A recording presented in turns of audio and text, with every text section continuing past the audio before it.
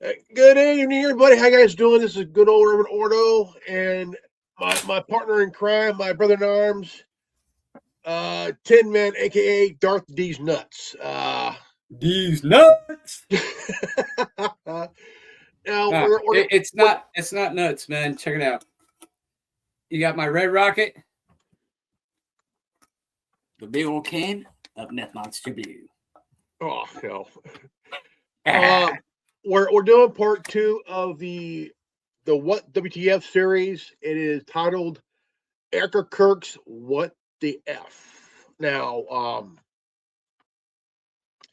there's been some things going on since September of 2025, and we all know where we were when it happened.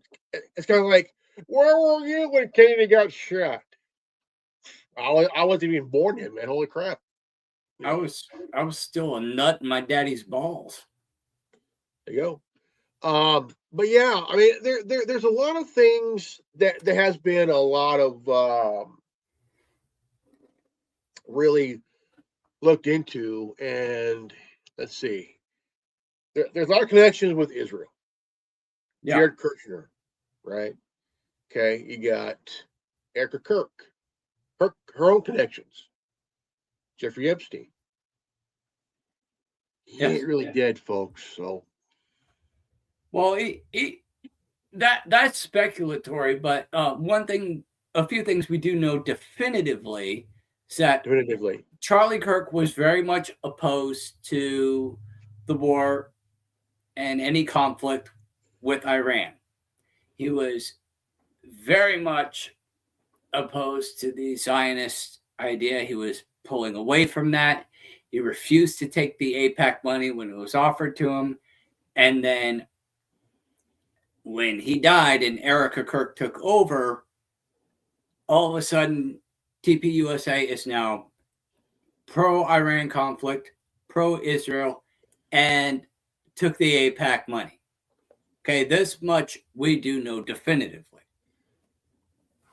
the APEC came into around, what do you say, the 1960s or the 1950s that we know of, because for the longest time, for the longest time, I thought APEC was for, like, I mean, I thought APEC was a pack for the Republicans and shit. It kind of was because the Republicans were always pro-Israel up up until recently. The Democrats were also pro-Israel as well, but they have since pulled back with the woke agenda.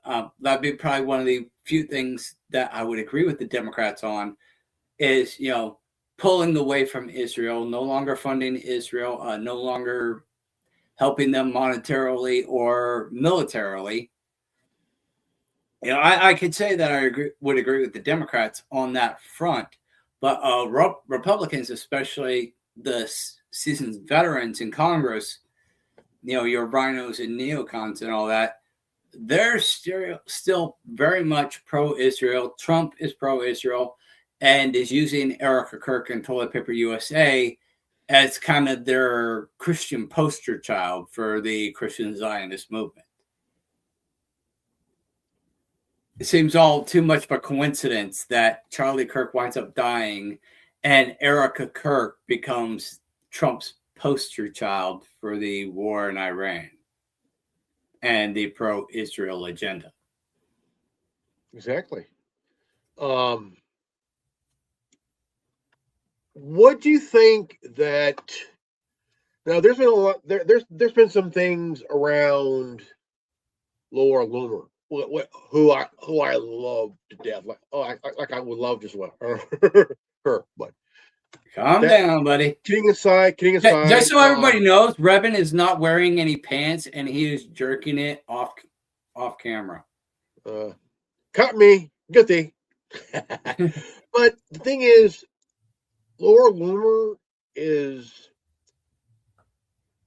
Now, the rumor is, I don't know if it's true or not, but I'm going to go there and go. But the thing is, the word is out that she's a Israeli A Mossad operative kind of thing. Plant, yeah. Yeah, I actually heard that somebody in California was actually a spy for China as well. Somebody got popped in California. Exactly. Somebody high up. I forget the exact details. I only saw it in passing. But there was somebody in California, high up in the echelons of power in California, who was just outed and I believe arrested as a Chinese spy. There's been so many within the last 30, 40 years of this shit. I mean, you have Chinese spies in the United States, you have Israeli spies. I mean, when Obama was in office, he pulled a property controlled by Russians in Virginia. Mm-hmm. Just took it from them, and the word was out that property rights. Yeah, and the word was out at the time that he was going to give the word at the time that was out was he was going to pull the property away from the Russians and give it to his daughters.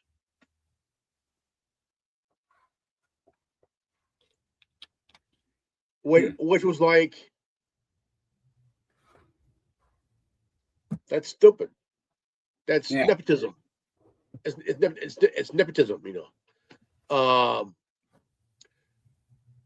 But the whole thing together, when you have all this nonsense, you know, all this came out. All this just came out of the blue right after Kirk got assassinated. Yeah. Holy crap! Now we're hearing about Erika Kirk. Her little WTF is that she's a little run around. I said, little run around Sue. Yeah, apparently she was romantically involved with two separate men while she was with Charlie before he's passing. Yeah. And that the baby may not be his. In fact, all the children may not be his, if we're being perfectly honest. I mentioned this last week that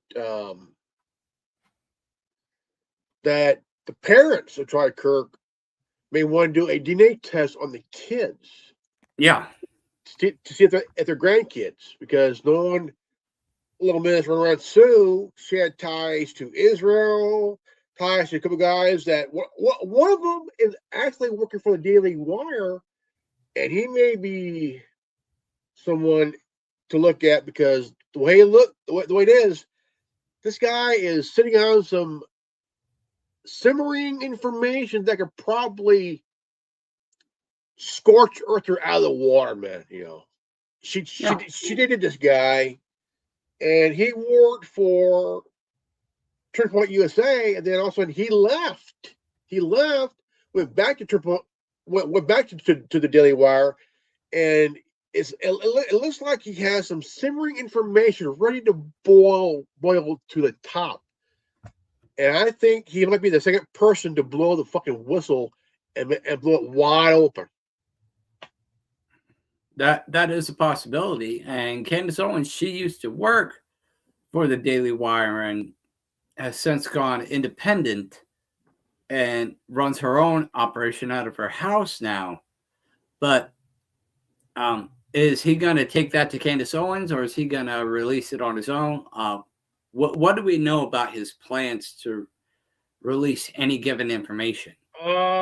Nothing yet, but from what I'm kind of looking at and hoping to look for more, is that he is simmering on some information that may put her a target on her back, because here's the thing. Her parents have ties to Israel. Yeah. Okay. Now, her father's a pastor. We played that video on the roundtable, where he was talking about it during his sermon. Instead of preaching the word of Christ, he's preaching Turning Point USA. Exactly. It's like, dude, what the fuck are you doing? And the whole thing is when you really look at all what's on the wall and you want to try to put connections together, you know, and hoping that you make the right connections. But ladies and gentlemen, you got to really take a step back here, man, and think. Charlie Kirk got shot. The alleged guy that shot him had a boyfriend who's a transgender individual, and all of a sudden had that person dismantle the weapon, you know. And Yeah, there was a lot of things that didn't add up. none of it does, man. And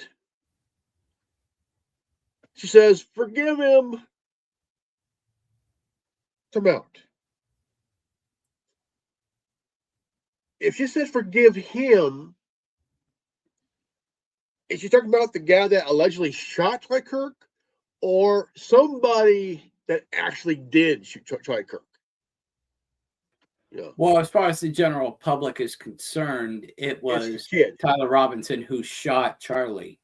And at which point, if she's making a public declaration to say forgive him, obviously she's referring to Tyler Robinson. Now, as far as a Christian standpoint is concerned, well, we as Christians are commanded to forgive and all of that. So that is kind of a prerequisite. We cannot really hold that against Erika in terms of a Christian theology, because Christians are commanded to forgive people who trespass against them. But for the sake of the argument, I don't think it really has any bearing on whether or not Tyler Robinson did or did not shoot this individual, or whether or not Erika Kirk had knowledge or any involvement in the assassination attempt of Charlie Kirk. I think you could just chop that up to following and promoting the Christian model of forgiveness. I don't know that you could really go anywhere else with that realistically. Now, one of the biggest WTFs that we came across in the last couple of weeks was she was hosting a program on Charlie Kirk's show. Yeah, she does that. It's now the Erika Kirk show, and she was dressed in all black, kind of looking like a lot of people compared her to an Imperial officer from Star Wars, or Eminem after he got sober, or even Tyler Robinson, dressed similarly to Tyler Robinson on the day of the shooting. A lot of people focused on her dress wear, her choice of attire for that podcast, as well as her throwing an absolute conniption fit over Candace Owens and the allegations surrounding her, and she just wants everybody to shut up about it, and it's not going to happen. No, her credibility is in the toilet. She took what made her husband's platform great and gained him so much popularity and clout, and did a complete 180, and is now wondering why Turning Point USA has dropped in terms of its popularity and its viewership. Nobody wants anything to do with Turning Point USA because she took it the opposite direction Charlie was. Charlie was taking it up, she took it down and went pro-Israel and pro-the Iranian conflict. And at which point, if you go the opposite direction of what the people want, your business is not going to thrive. I mean, take Disney, for example, and you want to talk about we referenced Star Wars, her dressing like an Imperial officer. Let's take Star Wars, for instance, or just anything that Disney has been doing in the past 10 years. They have been pushing this woke culture bullshit for the better part of a decade, since 2016, really, and have subsequently lost billions of dollars in terms of their projects, and want to whine and bitch at the fans, that the fans are the problem, instead of just going, okay, obviously this is not what the fans want. We need to get the fans what they want. But instead they're going and doing the exact opposite and deliberately pushing what they know people don't want, and then saying that people are the problem. Erika Kirk's doing the same damn thing. Effectively. Exactly. There was a rumor that went out. We don't know if it's confirmed or not, or denied or not. This is from the Oscar Tatum show program. Your car scratches in 60 seconds or get your money back. Look, no cut, no Photoshop. With another glass 7 months after the husband's been assassinated, he's crazy. Shout out to the team. They built this shirt super quick. They ran, they did it, made it happen. I'm still standing for you cowards out here that want to. Five. Number one in this dispensation of time is how people are treating Erika Kirk. Give me the full screen, because I'm gonna talk about this maybe later. You are a sorry sack of a dog poo. If you're gonna sit around and say that you're a fan of Charlie, and you bashing a man's wife like that, she can't even go to a dinner without you nut jobs saying she on a date with Lawrence Jones. Do you think that Erika Kirk is gonna publicly go to a dinner and with a new man in public? Yes. Y'all can't be that stupid. Do you really think that Erika Kirk is basking in the fact that her husband got killed so she can run Turning Point USA? You can't be that stupid. Y'all stupid, boy. You think that woman sitting on the couch in a big $4-5 million house playing with her kids? Just let Charlie Kirk just running it up. She ain't got to do nothing if she don't want to. And you telling me she'd rather be slaving at Turning Point USA, listening to you dummies every day talk about her, when she didn't have to listen to none of this, and she's sitting there with Charlie Kirk is on his way to being a billionaire and being the next president. If you think she's chasing clout, she want to be the first lady, wouldn't she? Y'all all stupid, and I'm telling you stupid, and you're going to hell. Going after this woman like this. No evidence. Donald Trump almost got assassinated again today, but that's not even the craziest thing that happened. Now, the guy she's allegedly dating now is a Fox News guy. He's a Fox News guy. And now, is there any evidence of that? We do not know. But the thing is, do women already date after their husbands are on the ground? Yeah. She's still, let's not mince words. Whether you like Erika Kirk or not, she's still a fairly young and fairly attractive woman.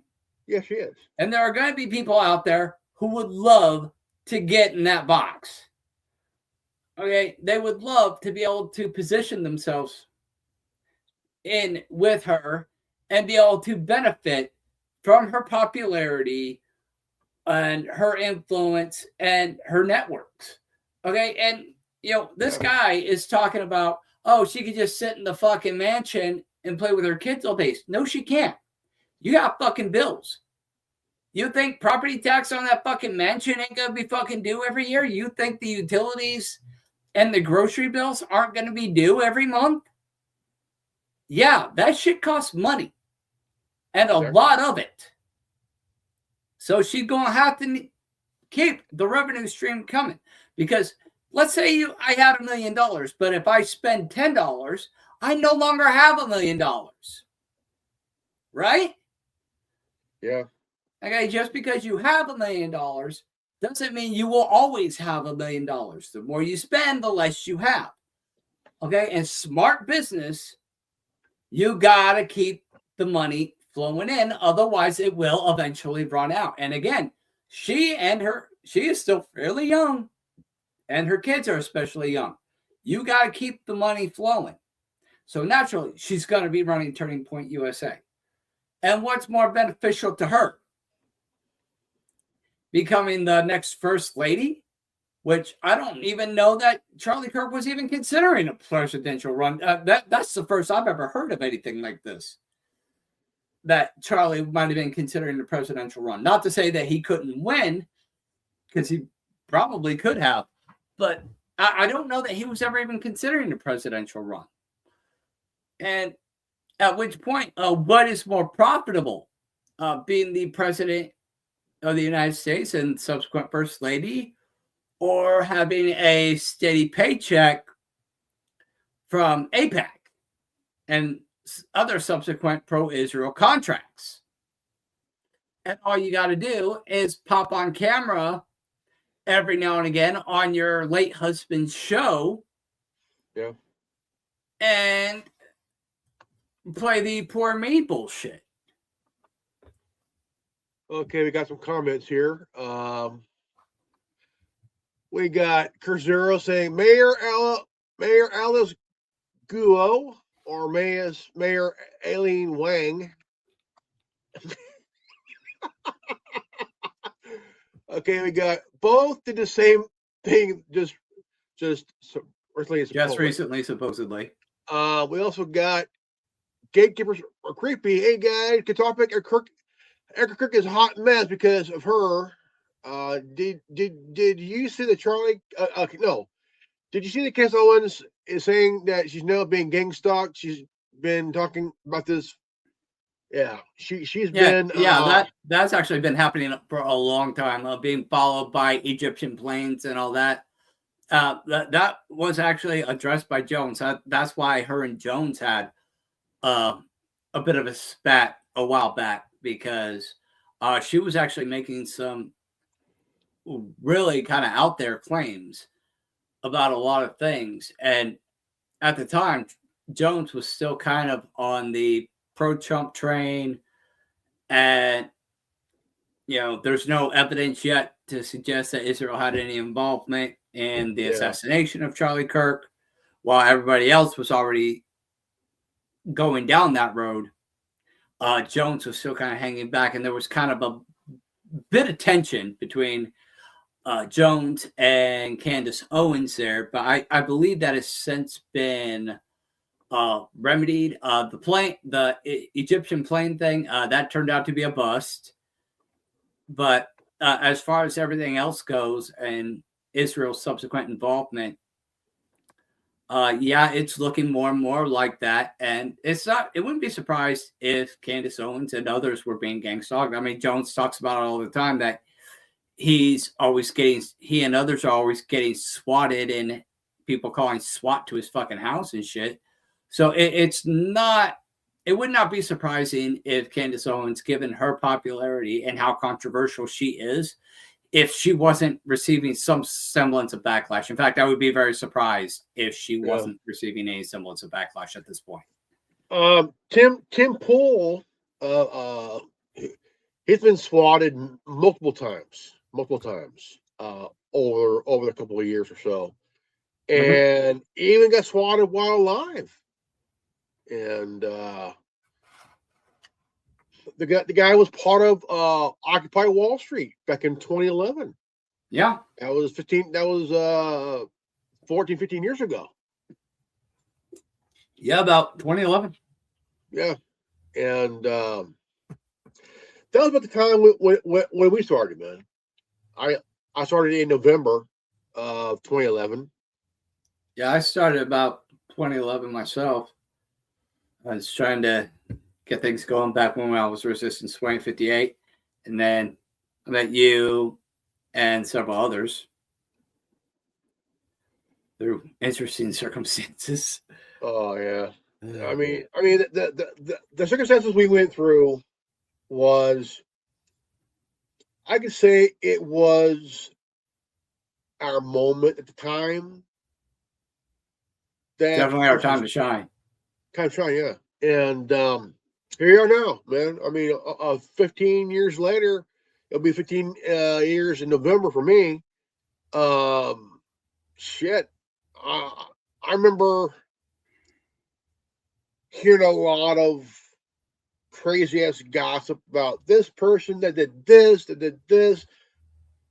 did this, who did this person, who did this person. Like, my God, what is this? Jerry Springer? I mean, it's like cross between Jerry Springer and Melrose Place. Kinda, yeah. And that's kind of how it's always been in politics. It's he said, she said, and you hear rumors of somebody doing this and the corruption and nothing being done about the corruption. I mean, you hear Trump saying that he essentially doesn't give two fucks about how the war is impacting Americans. I'm going to go into that tomorrow on Tin Man TV. But he seems to be gung-ho on this fucking Israel thing. And I heard earlier today that he was on his way to China with Elon Musk. So I'm kind of hoping that Musk can get back in with Trump and, just start being the angel on Trump's shoulder and whispering in Trump's ear and getting him back on track and getting his head out of his butt. Okay, Gates Agreement says here she would be better off saying nothing about Kirk's passing. Yeah, she would be. Better to just focus on your business aspect and just doing what Charlie did. Okay, if you want to honor Charlie's memory, don't sit there and argue the points about his passing, because that's just going to make you look suspect. Plus, you're distracting away from the initial message, which should be the same thing that Charlie was talking about, and the same issues that Charlie was talking about. She really hasn't touched on any of that. Just love Israel, back Trump and the Iran conflict, and if you don't, you're a terrible person and evil. That's not going to win over the audience. No. But we have here 9 hours ago. This is from the American Ledger. Charlie Kirk parents abandoning grandkids after DNA claim goes viral. Yeah. Have they done a DNA test? Give this a try.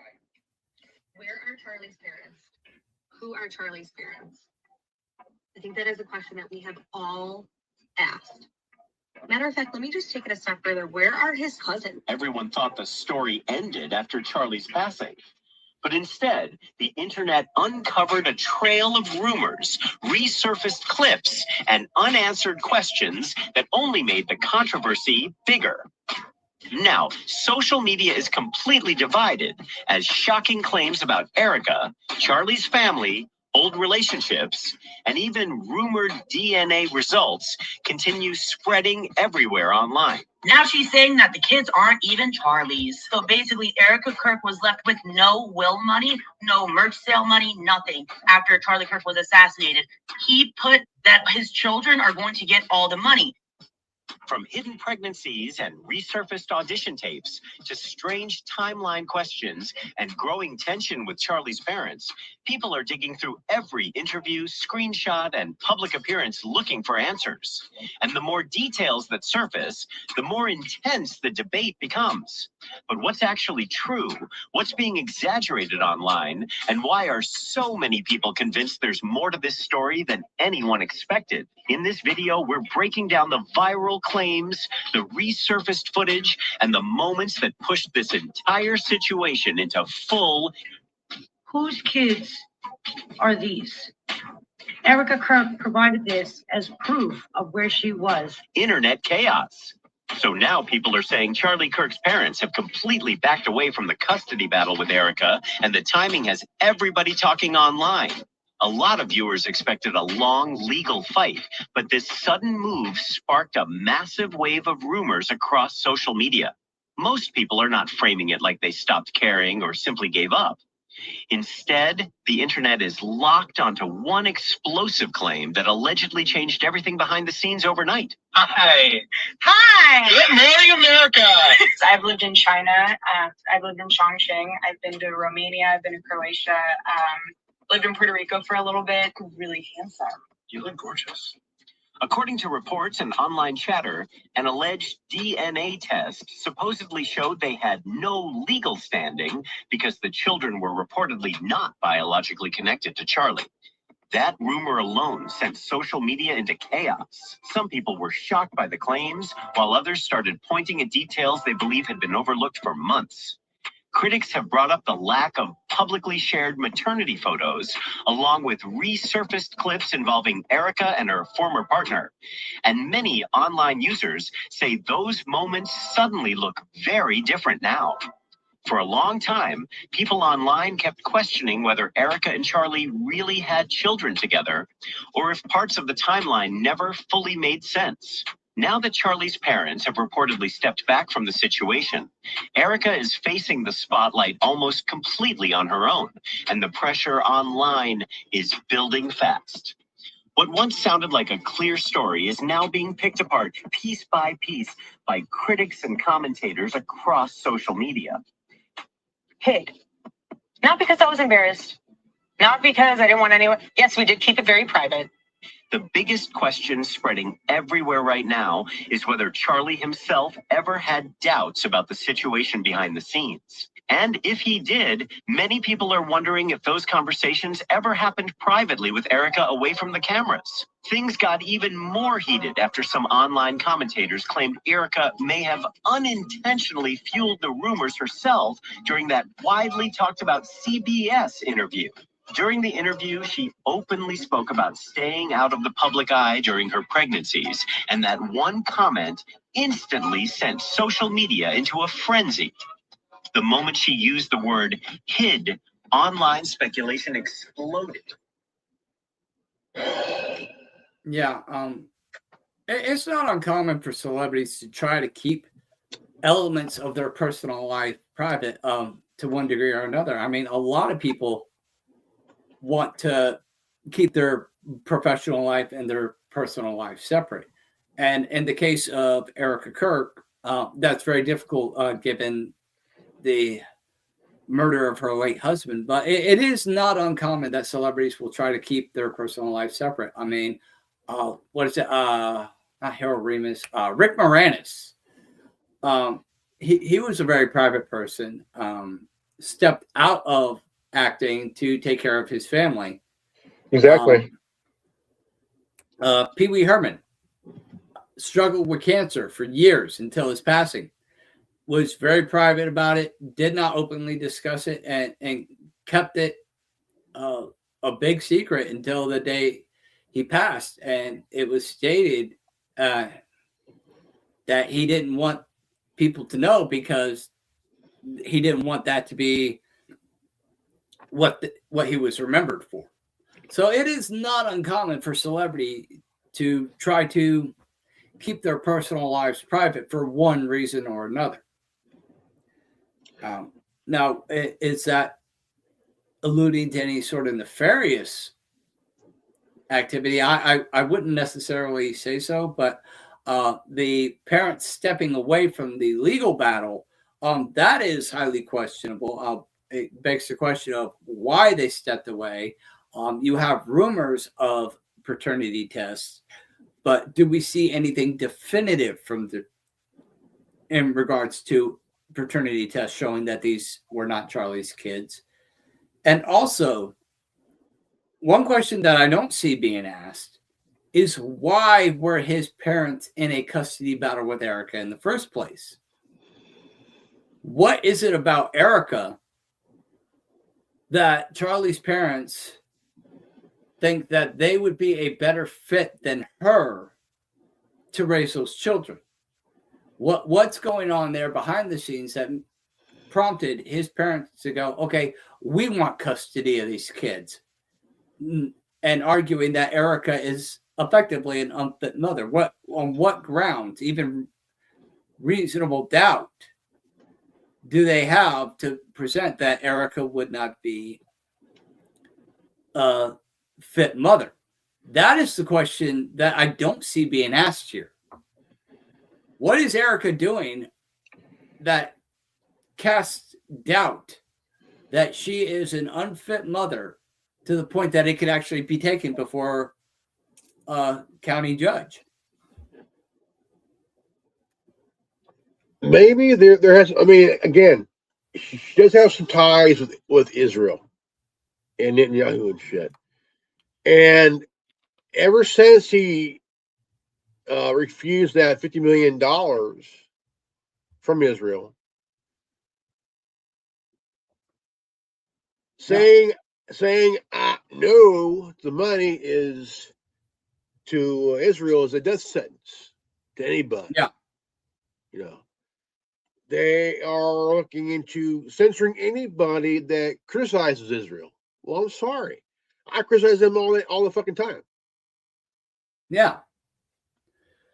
And, we can criticize any other country in the world. We can criticize China. We can criticize Russia, Iran, Iraq, Africa, South America, Mexico, Canada, whatever. You can criticize any country in the world, but the second you criticize Israel, it's anti-Semitic, which, incidentally, I found out was actually one of their first laws and allegedly was punishable by death.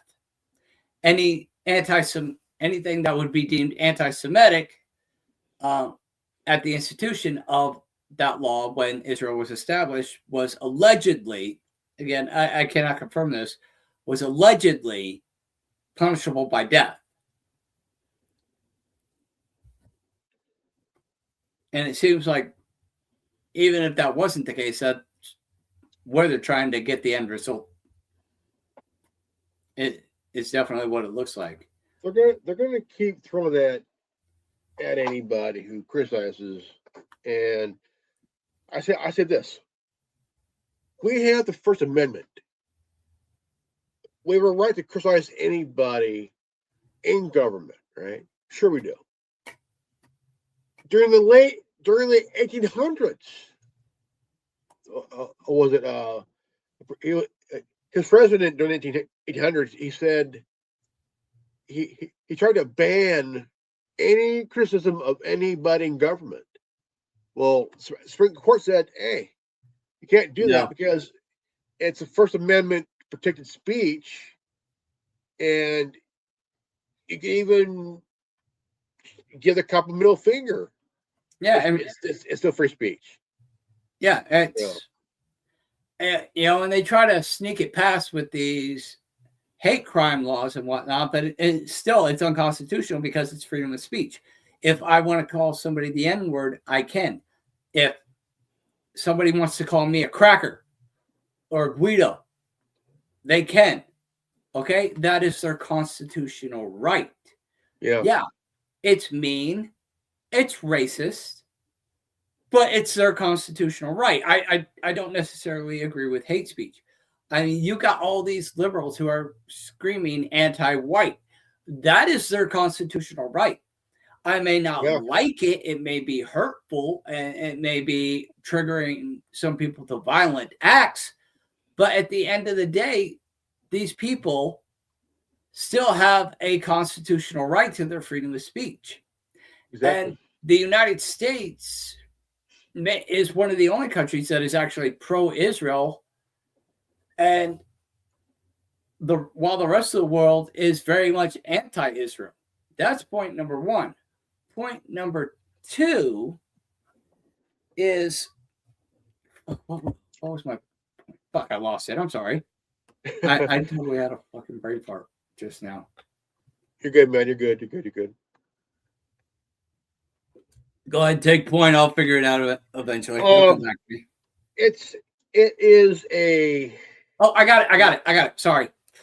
Point number two. With Trump in this Iran war, saying he doesn't give a fuck about the economic aspect, and it does not affect his decision making and all that in regards to this war. He's pretty much handing the government back to the anti-Israel Democrats. At which point, if the Democrats get back in power, they're anti-Israel. They're going to pull out of Israel. They're going to pull out of Iran. They're going to shut this whole motherfucker down. Yeah. So if Israel's plan is to have the United States in its corner in terms of military and financial support, at least for the next 10 years, then getting the Democrats back in office is a counterproductive measure, and it would definitely be argued that Bibi Netanyahu needs to get his orange doggy under control and get back into good graces with the American people so as to not only sway the midterms back in the favor of Republicans, but also the next presidential election, because at this present time, he's practically handing the midterms and the next presidential election to the Democrats, at which point Israel's out. Exactly. It is countermandering to their agenda. Well, not just that, but you have the wars with Ukraine and Russia that nobody's talking about. Oh no, they're still talking about it. That's still going on. A lot of people still don't understand that. It's been in America's best interest, and it's in writing in the government plans that they wanted an alliance between the United States and Russia, at least in terms of trade, because it would be most economically and socially conducive. And Russia wants to be capitalist. They want to be in bed. They want to be United States number 2. But the globalists can't allow that because, as it was pointed out by Alex Jones and others, Russia is kind of the center stage as far as being the piece at the center of the chessboard. They cannot allow that alliance because you have to have an enemy to fight. Otherwise, what's the point of NATO?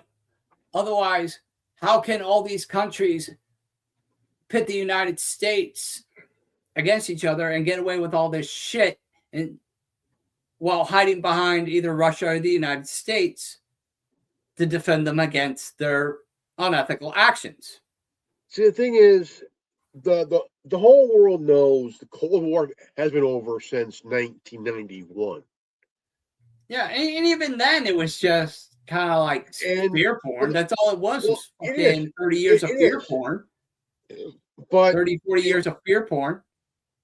And I know, but the thing is, they want to continue with that Cold War shit. I mean, look, I'm 50. I'm 50. We all lived through the Cold War in the 80s and the very early 90s. But the thing is, we're smart enough to say that Russia's not the problem. Iran is not the problem. It's the motherfuckers in our government is the fucking problem. And Israel is also the problem because they got Bibi Netanyahu, that cocksucker, who's born in Poland. He ain't fully Jew. He ain't born. I mean, the guy is half Polish. His mom's Jewish. He was born in Poland, not Israel, Poland. I mean, how old is he? Got to be in his 70s and shit. Yeah, so you figure it's the 20s now. So he probably would have been born in Poland. He probably wouldn't have been in Israel. Because if he was born at the earliest of 1950, he'd be 74 right now. Yeah. At which point, people still weren't really migrating to Israel. It was still being essentially an established nation. So even the Jews weren't really too keen to migrate to Israel at that point. No. It wasn't like World War II is over, Israel's now a nation again, and all God's quote chosen people come rushing back to the promised land.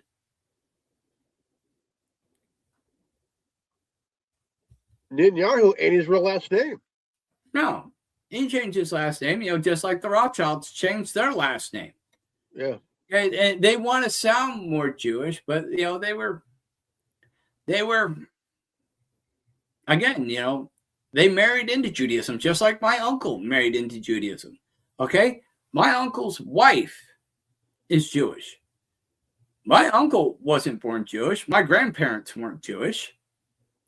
My uncle married into Judaism, and she took his last name, Sheldon, which is Eastern European. Okay? Yeah. Now, his children could maybe change their names. He had girls, so they'd probably wind up taking their husband's name, at which point when they're married, if they don't marry a Jewish husband, and at which point they either take on a Jewish name or they can change and have their last name changed to a Jewish name. Yeah. Because most of these people were Europeans that converted to Judaism, which is fine. I mean, you can convert to Judaism, you can convert to Christianity, you can convert to Islam, whatever the fuck you want to convert to. Yeah. Okay. You can be a Jehovah's Witness that shoves a Christmas tree up your ass every year. I don't care what you do. Okay, that's your What prerogative. we're getting at is, look at Hitler. Hitler was born in Austria. Yeah, Austria. he wasn't German. No, but yet he became the German chancellor. Yeah. And he had to go through a lot of red tape to do it, and he had to burn a lot of buildings to do it, and propagate a lot of fear porn to do it. But yeah, that's why a lot of those things happened. That's why the Reichstag fire happened. That's why he needed to abolish the chancellery, because he was only president, but he needed to abolish the chancellery and make himself fear, which is why he had to create that crisis. And it's now confirmed from the Nazi archives that he was the one who sent those people in to burn down the Reichstag government building, and then blamed it on his political enemies, at which point you abolish the chancellery, a wave of arrests take place based on all these golden promises, just like every politician does. And though the population did recover from its economic hardships, they faced other hardships because of the war. His dad was Austrian, his mom was Jewish. Yeah. And there was nothing wrong with that. And a lot of people want to say, oh, he hated the Jews because of his father. Well, his father was fucking Austrian. His mother was Jewish. So that argument doesn't even make any fucking sense. But if they found out that he was half Jewish, that would completely throw away all that he created or built around these people. Well, again, it started out, he had the contract with the Zionists, and I think, they wanted to have their Holocaust, which in the Jewish language means burnt offering. And so interesting choice of words for a genocide, for an alleged genocide, whether you believe the Holocaust happened or not, irrelevant. But my personal opinion is I think he had to deal with the Zionists to perpetuate this crisis. And then he used that to go scorched earth on them. And then in an attempt to destroy Zionism, just said, kill them all, let God sort them out. there's a guy. That's my personal opinion of what happened based on the information. There's an episode of Montel Williams show. This was like early to mid 90s, man. And he pretty much said the Holocaust was big business back then. It was. And here's the answer to all the questions for every black person out there living now in the country. It wasn't white people that brought you people here. It was the Jews that did that. Yeah, the Jewish slave trade. And it was actually the white colonialists who were the ones who were fighting to abolish slavery. And the majority of what happened in the Civil War wasn't even about slavery. That was just the poster child. It was about the South seceded from the Union because of federal overreach on the state level. That's where the Civil War really kicked off, and why the South seceded from the Union was because of federal government overreach into the states. And the southern districts weren't having it. Because naturally, with the Jewish slave trade, the Jews didn't want the slave trade to end. It was big business. That's why it still goes on in South Africa. And you bet your ass they're probably still involved in that to this day. And people like Adolf Hitler were pointing that out back in his time. I mean, we hear all the AI translations of Hitler's speeches now, and we're getting a better context of what was actually going on and what his thinking was and what he was allegedly trying to accomplish. And you have people now going, hey, we were on the wrong side of that war. And now you have and that's where Israel comes in with their counteroffensive with people like Erika Kirk and Donald Trump, because the American people are waking up to what was really going on, and that the Zionists are the problem, even to the point that the Jewish people are saying that Zionism is a problem. And Israel and Zionism as a whole are starting to see backlash even within the Christian community.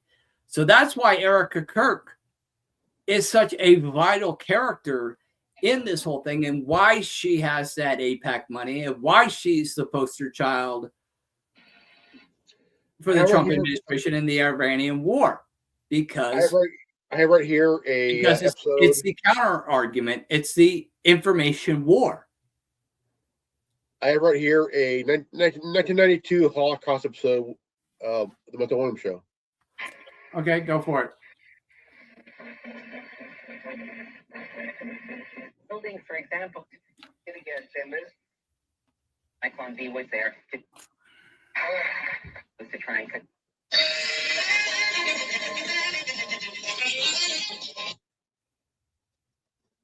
Cut down on the typhoid epidemic, which we all admit was going on in the camps. If the gas was there not to do that, but to kill Jews, how come there was just as much gas in the camps that were never said to function as execution camps as there are in camps like Auschwitz and camps that were supposedly meant to function as execution camps? Dr. Phil, why don't you answer? Look, it's absurd. This whole discussion is crazy.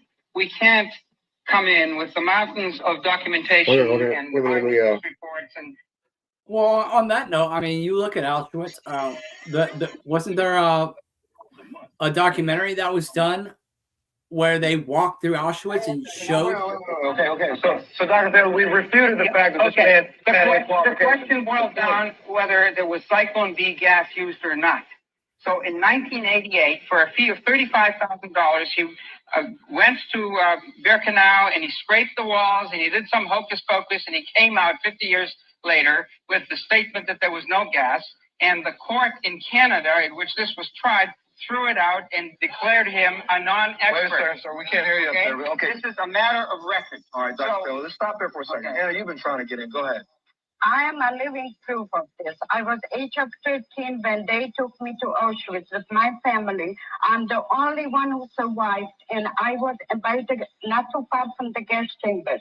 And we knew exactly they brought in Jews, and they burned them. We smelled We breathe that air, we smell that air, and we knew.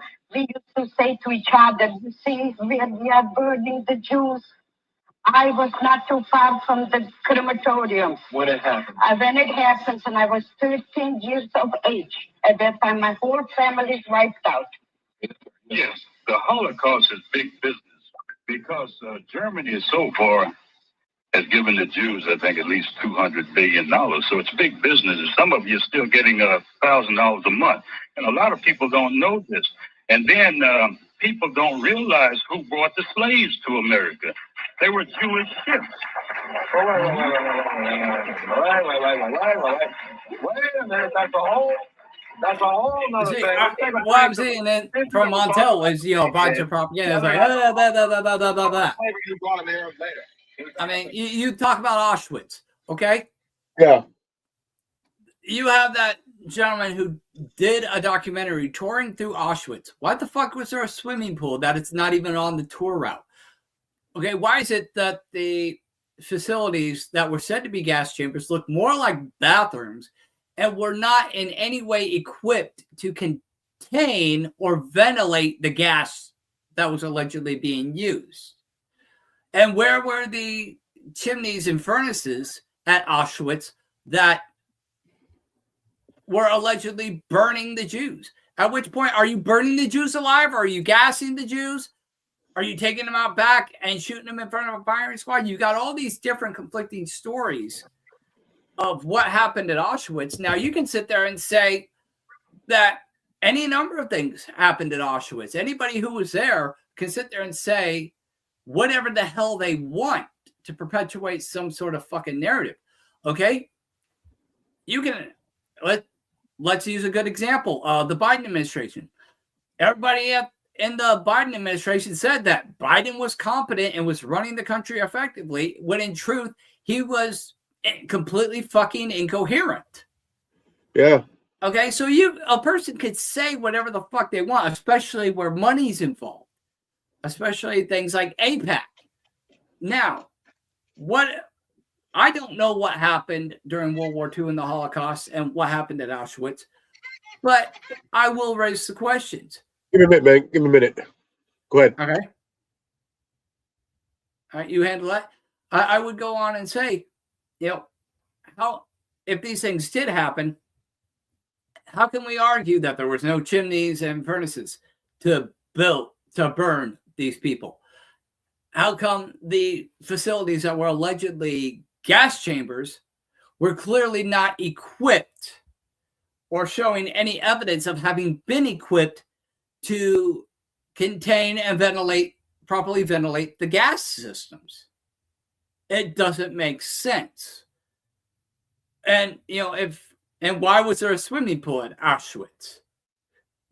Now, it could have been that that pool had already been there and Auschwitz was converted. I don't know the entire backstory behind that, but there's a lot of questions that a lot of people can ask here.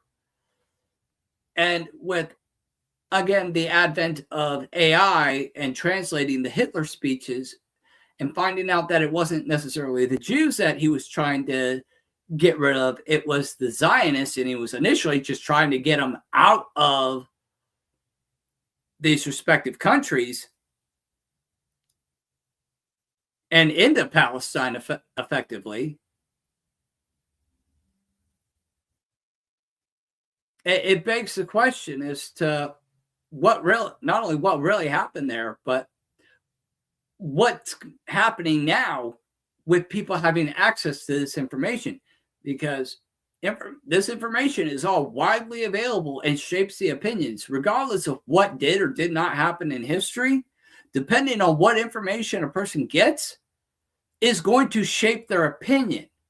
Opinions are shaped based on the availability of information. So if you get certain information, your opinion on the matter is going to be shaped accordingly. And who the fuck is calling me? Cannot talk right now. People love to call me. So looking at the context of available information and what the information that people are consuming and the impact that it is having on their opinions and views. Where does that lead society? Because the vast majority of the world does not support Israel or the Israeli government. The vast majority of young Americans are not pro-Israel or not pro-Zionist. The Democratic Party as a whole are not pro-Israel or pro-Zionist.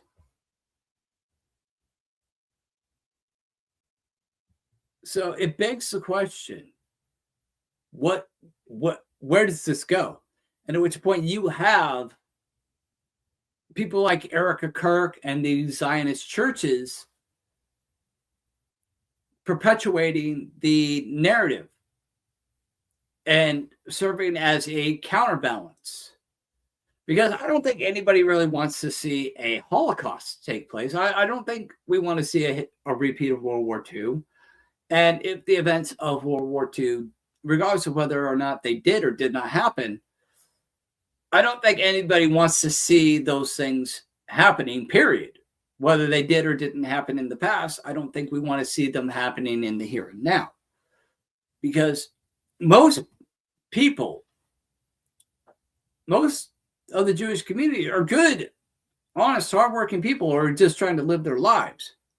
It's not their fault that a handful of corrupt Zionist pricks are making it difficult for everybody. And that's usually how it goes, is the Zionists come in, they position themselves in power and influence, they piss everybody off, and the Jews as a whole get the blame.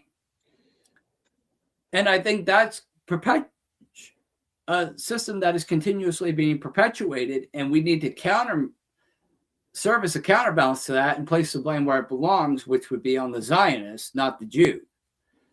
But you seem to have this narrative that Zionism is Judaism when it's not, and it's one versus the other. You got the Jews on one side, and you've got the people who are essentially you have the Zionists and the Tabata on the other. You okay? Yeah, you got the Zionist Jews and the Tabata Jews. Yeah, well, what I'm saying is you've got this fight between the Zionist idea and the people who are opposed to it, and who are waking up to it. So it's a control of information. That's why Israel wants to control the flow of information. That's why they brought up 6% of media, online media recently. That's why Erika Kirk is now the poster child. That is why Trump is such pro-Israel, because they are the counter information in this information war. You've got all this information coming out, especially with the advent of AI and the translation of Hitler's speeches. Erika Kirk and Donald Trump and the Israel AIPAC campaign are the counter argument to all that, is what I'm saying. You also have AI stating that the AI is being used to make Charlie Kirk say, if anything ever happens to me, my wife takes over. Well, yeah, I heard that too. Actual facts that he had someone already in mind, and they already stepped in, but when he died, his wife stepped in as CEO. Yeah. There's a lot of things that took place with Turning Point USA that were very suspect. Again, the Charlie Kirk refusing the AIPAC money, and then after his death, Erika Kirk taking it and then taking the company in the exact opposite direction that he was taking it. And then you have these evident AI videos that are being produced saying that Charlie Kirk gave the company to Erika. And you can clearly see that these are AI. Yeah. Now, to be fair, you can generate an AI video and then hold your camera up to the screen, and it will hide those watermarks and the telltale signs. fairly easily. Exactly. So it makes things a little more difficult to definitively say that something did or did not happen, or somebody did or did not say something. That's where we have the problem. It is, man. It is. It's been a problem for a long time, for a very long time. You know, things were planned ahead of time prior to the end of World War One. Yeah, and it was the Zionists that declared war on Germany, if I remember correctly. Yeah. And you had that newspaper article declaring it. So it kind of makes one question the official narrative. And when you have to question the official narrative, Okay, that I'm really gonna pisses people go off. ahead and show a comment here. This is by Gatekeepers Are Creepy. This is hey guys, good topic. Erika Kirk is a hot mess because of her. Did you see that Kenneth Owens is saying she's not being gang stalked? She's being talked about it as of late. Yeah, we discussed that earlier. The whole thing with she her and has. Jones. Go ahead. Let's revisit that. I'm testing my blood sugar, so bear with me. Now, now about that gang stalking, I'm gonna hit it real quick.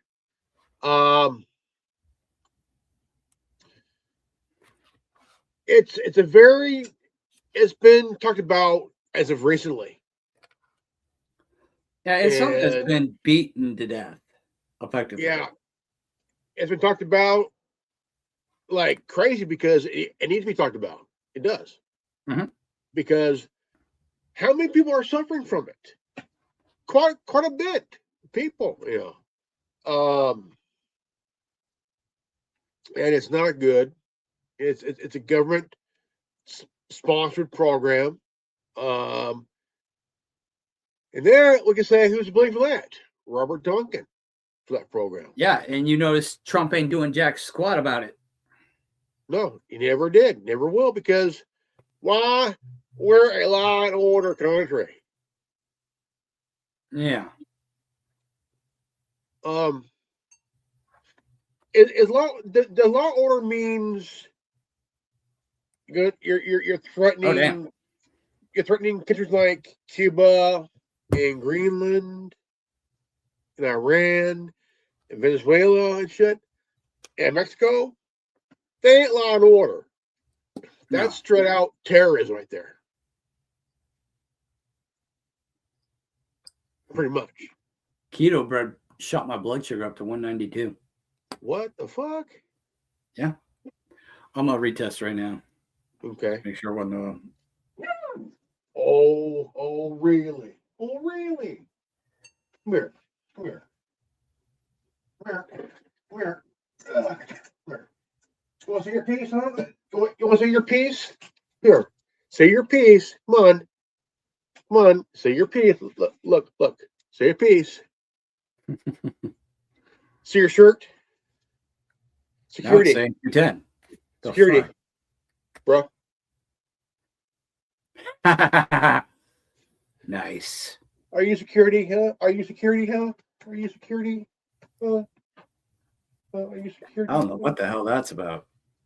You say hi? Hi? You say hi? Hi, everybody. Hi, everybody. Good girl, huh? You good girl, huh? You good girl. Okay. Okay, we got a Windows Security, Microsoft Vendor Summary. Oh, fuck it. What's this here? No, it's good. I'm good, man. I'm good. Now, yeah, I mean, it's a whole shenanigans of crap. You know, governments will do anything to spread fear porn and take turns jerking off each other and shit. Look at let's spin the wheel and make the bets on who's next. Right. I'm sorry. I've only got a quarter. Right. quarter, nickel, dollar. Only a quarter to these nuns down there on her lips. Who's that? Oh, Lewinsky. Dude. Oh, man.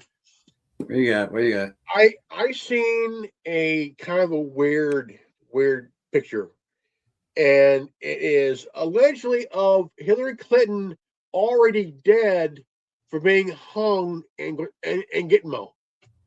What? Yeah. Yeah, I think that's bullshit. I was sitting there thinking. I mean, a lot of people would like that for sure, but it's okay. Now it's 177. Okay, I'll take nice. It. Okay. Well, just give me all kind of weird readings, so I retested it a couple times just to make sure. We got two viewers. We got two viewers here. Okay. We got two viewers here, ladies and gentlemen, and you guys come up here and say your piece, say what's on your mind. No one will judge you. We're here. We are the Cool Kid Island men. Just as long as we're not the Island Boys. Oh yeah. Oh. Was it you that told me that they did an OnlyFans thing and where they were making out? It's like two brothers making out. What the fuck, dude? Yeah. Two twin brothers. Who came out 5 years ago with a song, I'm an Island Boy. Oh, dude. They became a joke of a meme. Yeah. Like these guys lost their house. The house was about 1.5 million? Yeah. Couldn't pay their bills and shit. Yeah, and again, people want to say that Erika Kirk could just stay at home and take care of the kids in that expensive mansion. Okay, what you just mentioned about the Island Boys is the same damn thing. Bills pile up. And they were on the Logan Paul podcast, and one of the guys were giving them some advice because the jewelry they wear is a retail value of $95,000. Okay, no shit. Okay, he said, what you can do is take your jewelry, which is pretty much what retailed $94,000, sell it off and put the money into investment. So you guys are not broke again. Yeah. And they got, I mean, these guys are what, 21, 22 at the time. They did not like hearing that. Why? And they claim to be, we're thugging. No, you guys are basically banging each other up their ass, man. Like, yeah, even Snoop Dogg said they ain't fucking thug, man. He was doing a while back. He was laughing at him. They're fake thugs. You had Ginger Billy make fun of them. You had the late Donnie Bicker make fun of them. Here.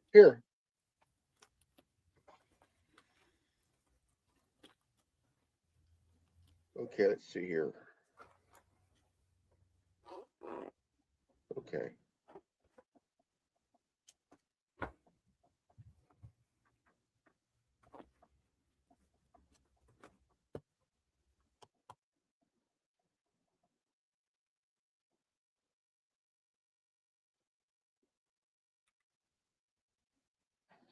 Hey man, it's Donnie Baker.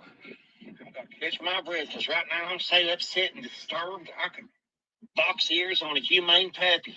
I can't go 2 seconds on TikTok without seeing these two dicks called the Island Boys. I swear to God. Who are the Island Boys anyways? I'd like to know, but you can't understand them. They mumble. I shouldn't need Rosetta Stones to go TikToking. Not to mention, last time we need the Island Boys. We already got Gilligan and the Skipper. Oh, they're going to be famous. Girls love them. With all that mange growing on their head, their scalps look like super spreader events. I swear to God. Oh, they're going to be famous. They'll be doing commercials. Yeah, for who? Rent-A-Center? You dicks look like the Hodge twins with bad credit. That's great. This is why blocking spam calls never stops. Wait, you mean it's not just the spam callers? Hey man, this is Donnie Baker. Freaking. Let's see here. They're oh, here we go. Here we go. I'm just an island boy. I live on almond joys. I'm just an island boy. Except I'm allergic to soy. Hey man, it's me, Donnie Baker. I'm the newest island boy. I swear to God, you dicks are proof anybody can get famous for doing anything. We got women trapping their farts in jars, and now you guys looking like Hodge twins with full-blown AIDS. Swear to God, it's an island boy. You dicks look like you went down on a bowl of bottomless breadsticks. I swear to God, I'll start doing concerts at the Olive Garden. I'm just an island boy. Why don't you shave that mange off your head? I'm just an island boy. Looks like Pillsbury Doughboy just came on your scalp. Cause I'm an island boy. Yeah, come on. Find a Big Mac, put on some weight. You dicks make Justin Bieber look like Dick the Bruiser. Island boy. Looks like you mated with a couple Teletubbies and forgot to cut the cord. Island boy. I sing about all my toys. Rapping ain't hard. All you gotta do is make words rhyme. And you guys suck at it. We're just island boys. You go by island boys, but everything growing out of your scalp looks like peninsula. Dumbass. I hate these dick bastards. Come in, you got them stupid tattoos on your face and pock marks match them. So much crap on your mug. Looks like Post Malone busted a nut in your face. I mean, I'm not a fan of tattoos on the face.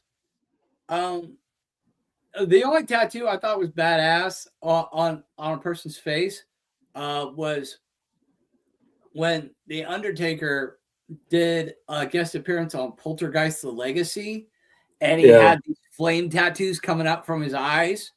That I thought was pretty badass, but even then, I'm just kind of like, I'm still like, nah. My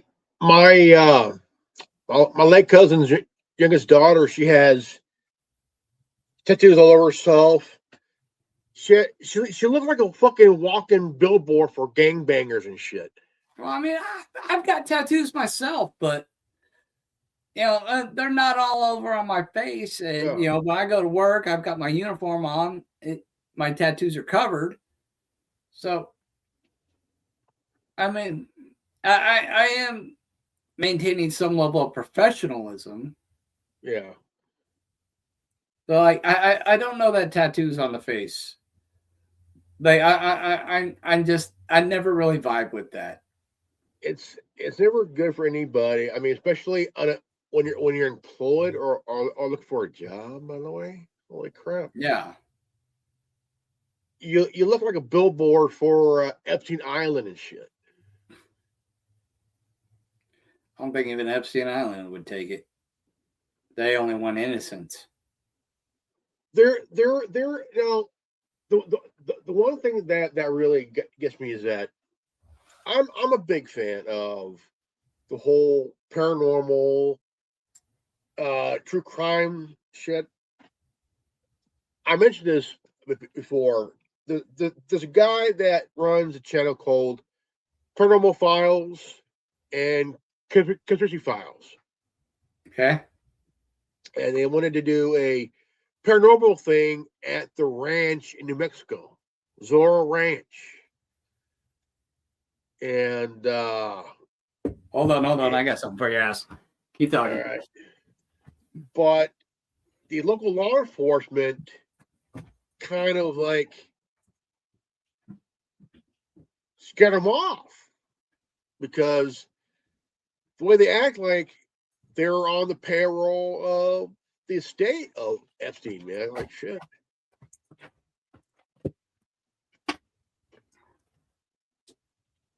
Hey, so you want to talk about the paranormal shit? We're gonna have some fun. Okay.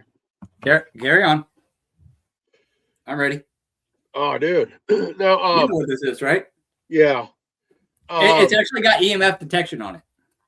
Oh, nice, man.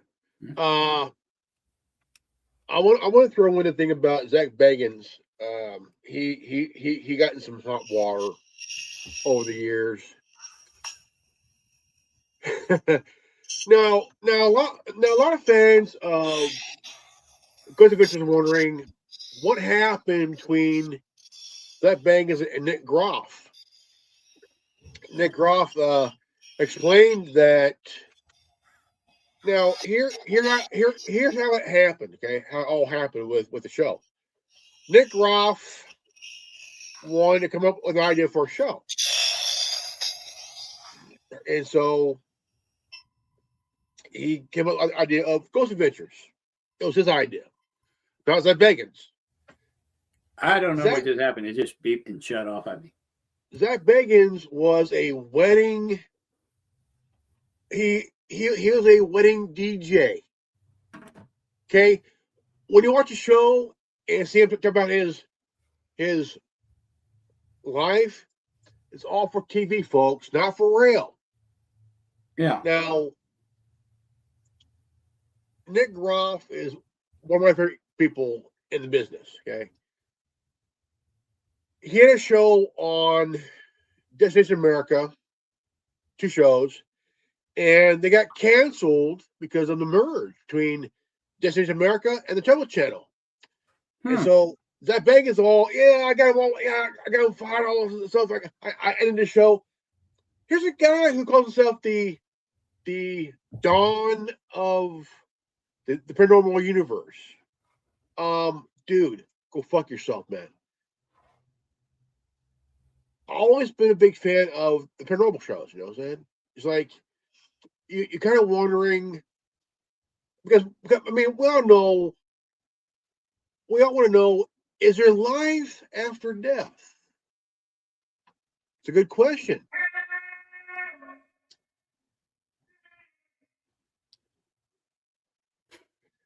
And it's a good That question. was not intended, but that was perfect. It's a good question. It is. But when it comes to look, there is no competition of any show. None at all. There are huge diehard fans of the paranormal and the paranormal TV shows. Okay. Yeah. I used to watch the one where it had the people from the University of Pennsylvania. They had their own little paranormal thing going on. I watched them all the time back then.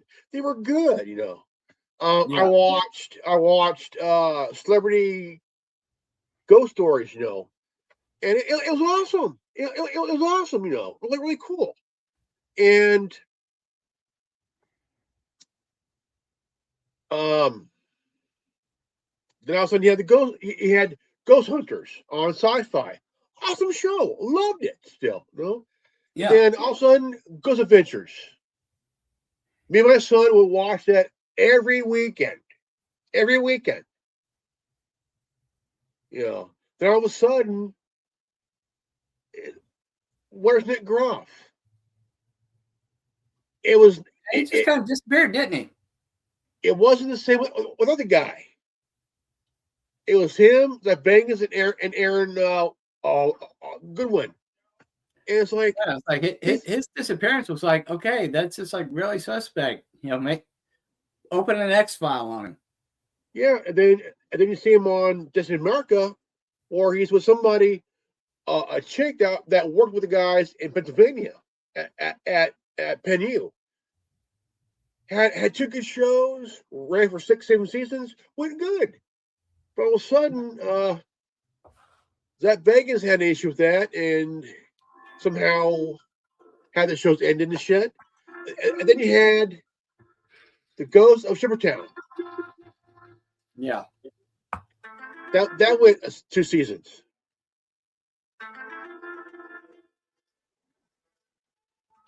That show was my favorite ever, man. back in the day. Yeah. I watched it. I watched it for two reasons. One, not because it was a good show, but I also watched it because of Gillian Anderson. Oh yeah. Oh yeah. But the whole thing is like, man, you know. Now I watch on YouTube Paranormal Files. Pretty cool, you know. Yeah. Pretty cool. And I recommend you guys check out the Paranormal Files, also the Conspiracy Files on YouTube. And the guy's been doing it for a long time. He went to Zorro Ranch in New Mexico, huge acre ranch, and it was one of Epstein's hideaways beside his island. And they went out there, and the local law enforcement said, no, not today. Yeah, because they're in on it. Yeah. But did you guys know that the first church that Jim Jones had is haunted? Not surprising. And wasn't They went out exactly there. a good guy. They went out there to do a investigation. They bolted after an hour and a half. That bad, huh? Oh yeah, bolted, man. Yeah, they say that the supernatural aren't the ghosts of people who have passed on, but are actually demonic entities. Oh yeah. And that's where you get so much violence. That's why you get so much violence involving a lot of these things. I think the one place that they should look at, anybody who's ghost hunting, check out the abandoned Jonestown. Yeah, that'd be worth checking out. Be interesting to do a fucking ghost hunting thing on Epstein's Island, see what they fucking find there. Considering it was pretty much a satanic temple. Be amazed the energy readings that you might fucking get there. Just the EMF detection readings that you would get there. That'd be nuts. We have a place. We have two buildings here in the Central Valley. One is the Wolf Manor, if you look it up, in Clovis, California, and Kearney Mansion. Holy shit! If you look down Kearney Mansion, nothing but palm trees to his house, man. Like miles of palm trees to his house, and people say they can see him in his car driving down those palm trees, man. And shit, my hometown is getting a lot of buzz, man. When it comes to the paranormal shit, what happened with ICE? Shit, dude, name it, man. Sure, dude. But, yeah. Oh yeah. A lot of this shit seems to be coming to a head, and I noticed like they're talking about, oh, we're going to release the UFO files, but nobody wants to discuss the supernatural files. Like, what's coming out with that? How many files do they got on the, as it pertains to the supernatural and the occult and the spiritual world? Nobody's coming out with that. Nobody's even talking about that. Or about this. You have Daryl. What was his name? They called him the Kenny Man. He's a serial killer. He's a serial killer in Chicago.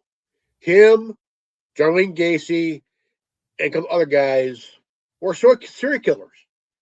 And they were part of this ring, which I found out 2 years ago. Damn it. And Dean Coral was his name. And they called him the Kenny Man. He worked at his parents' candy shop until his dad died. And then his mom took over. He started his own candy business while working for his mom.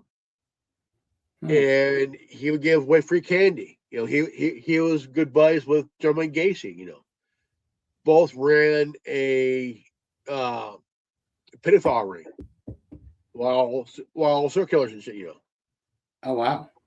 And this didn't come out until, what was it, a year and a half, 2 years ago, and even the CIA knew about it. So did the FBI knew about it too, but they didn't do a fucking thing about it until all of a sudden John Gacy had 33 bodies buried on his property and shit. Yeah. And then they tore down his house. Kind of hard to cover that up. Yeah. They had 33 bodies, and of young boys ages 16 to 18 and shit, dead. One of them survived. Like, I mean, it's insane. It is. It's insane. Now, when you look at the haunting, but also the conspiracy of devil shit, the Presidio in San Francisco, California, near the Presidio High, the Presidio Heights district in shit. And before the Presidio became a national landmark in a park, it was a military base that ran until 1984 or 85. And Michael Aquino, who was a well-known Satanist, was an Army colonel and a pedophile. Yeah. And he had two homes that were 2 blocks apart. One house here, then 2 blocks away. One house was used as a ritual spot.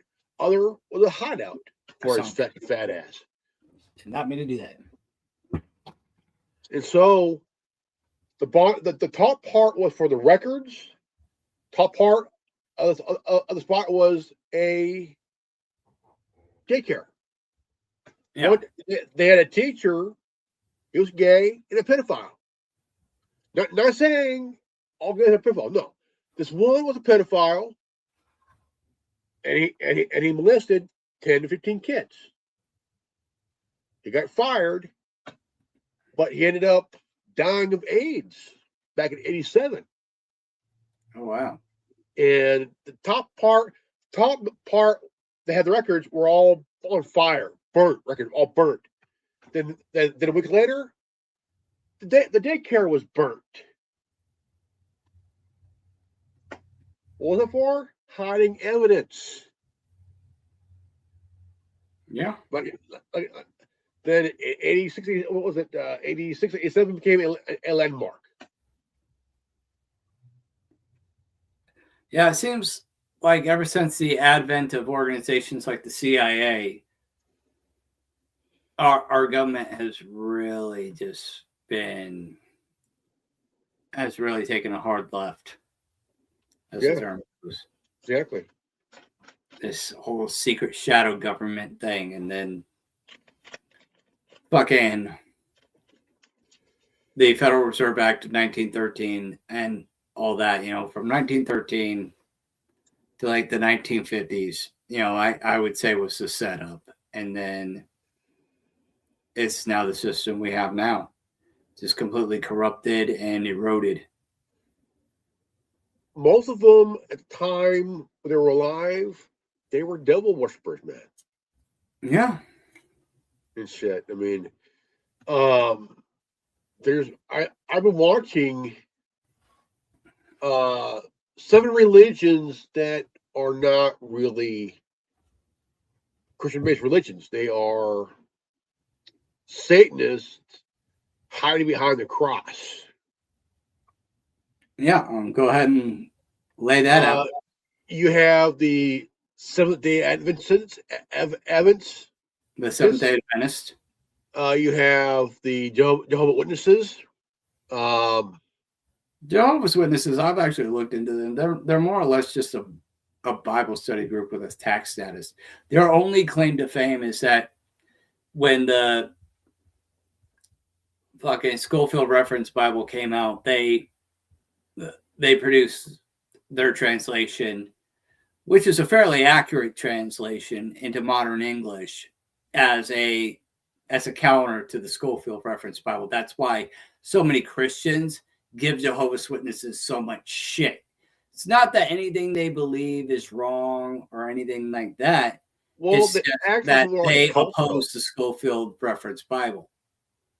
Well, the thing is, the thing is, we gotta sit back and realize they may claim these things, like the Mormonism, man. Is it really a religion or a cult? Well, that could be said of any religion if you want to get Well, honest. I mean, look I at know that- Catholicism. I mean, how many people practically worship the Pope? Or, the incorporation of idolatry of worshiping Mary or showing reverence in front of her statue or praying in front of her statue. Let me ask you a good question here. Sure. Okay. Now, I'm still a Mormon. Okay. Until I reached a reason until then.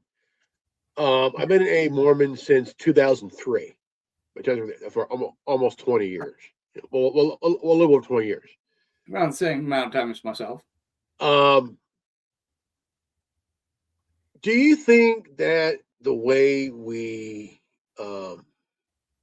worship God as he's a guy that lives on a planet and it's kind of weird how I found out about that. But the thing is, do I believe that? I don't know. Again, I'm still a skeptic. I'm still a skeptic, But I do believe in God and Jesus and all that shit. The thing is, my church is outside. Nature is my church. Okay, it is a building, not really a church, just a meeting of spoiled, bratty people. Well, as far as I would be concerned, the basic fundamentals of the secular Christianity is to, not only be forgiven of your sins, but to get to know God and have a relationship with him. I mean, and at which point it's good to explore all elements of theology, whether it be the Latter-day Saints, Jehovah's Witnesses, or any given ideology, polytheism, whether God be three in one or three separate entities or whatever, it's good to understand. That's why I picked up the Ethiopian Bible and as well as the Apocrypha, because how are you to get to know God if you are willing to limit yourself to what other people are telling you is definitive? I've read a couple more chapters in the book, and I'll tell you what, it's put me on the spot. It has put me on the spot to question more. Yeah. I question a lot of things. I question a lot of things, but reading this Bible, this is the Geneva Bible, the Apocrypha, the 1560 edition. Yeah, I've got the 2022 edition. It put me on the spot to question more. Yeah. And to question not just our existence, but also the very fabric of reality, man. Yeah, the mystery of God. And that's one thing that always kind of pisses me off about secular Christianity. Oh, God's ways are a mystery, and God's a mystery. Does he have to be? The people perish for lack of knowledge. Okay, if you want to know, ask, research, information. We live in an age where information has never been more readily available. So you can read the Apocrypha, you can read the Ethiopian Bible, you can read the Geneva Bible, you can research the beliefs of the Aztecs and the Mayans and the Egyptians and the Greeks and the Asian cultures and see the similarities in theologies.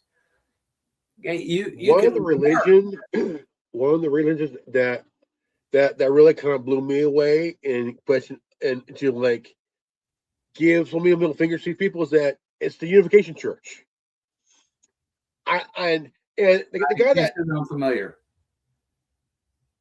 It was founded and created by an Asian guy named Moon something. He started the church decades ago, and he claimed that he's the second coming of Christ. And he started this mass weddings. If y'all seen the footage of couples together all married at the same time, that's the church. I cannot say that I've seen that. I'm gonna have to look into that. So the guy says he's the second coming of Christ. He took Eastern philosophy. He took